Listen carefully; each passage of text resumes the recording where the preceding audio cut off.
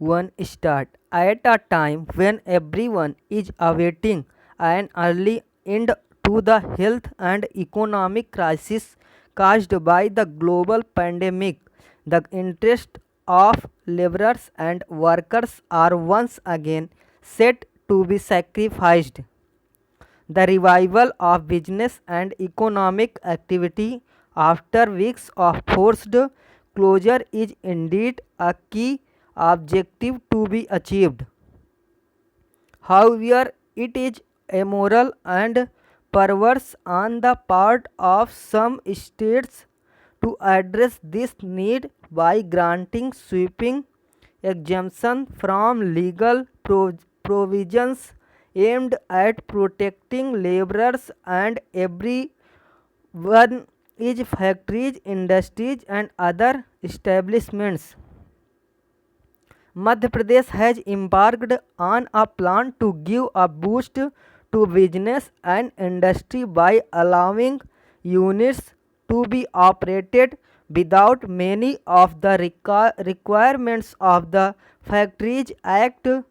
Working hours may extend to 12 hours instead of 8 and weekly duty up to 72 hours.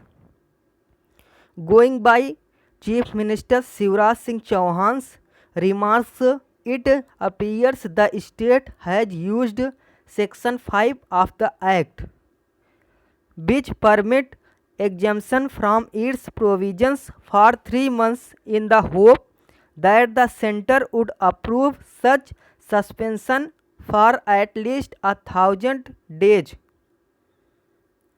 However, this exemption have been given only during a public emergency defined in a limited way as a threat to security due to war or external aggression.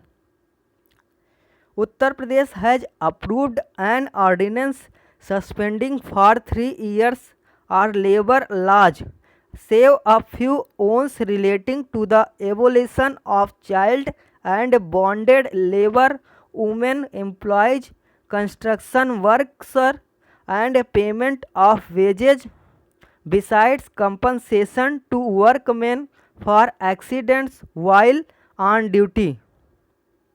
Reports suggest that several states are following their example in the name of boosting economic activity. Change in the manner in which labor laws operate in a state may require the center assent.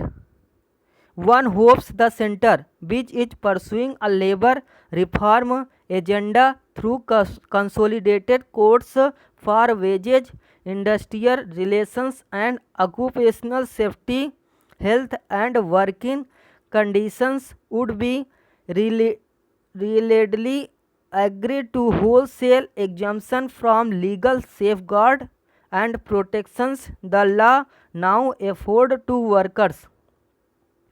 The more aspect of the country's response to the pandemic was its inability to protect the most vulnerable sections and its vast underclass of laborers from its impact.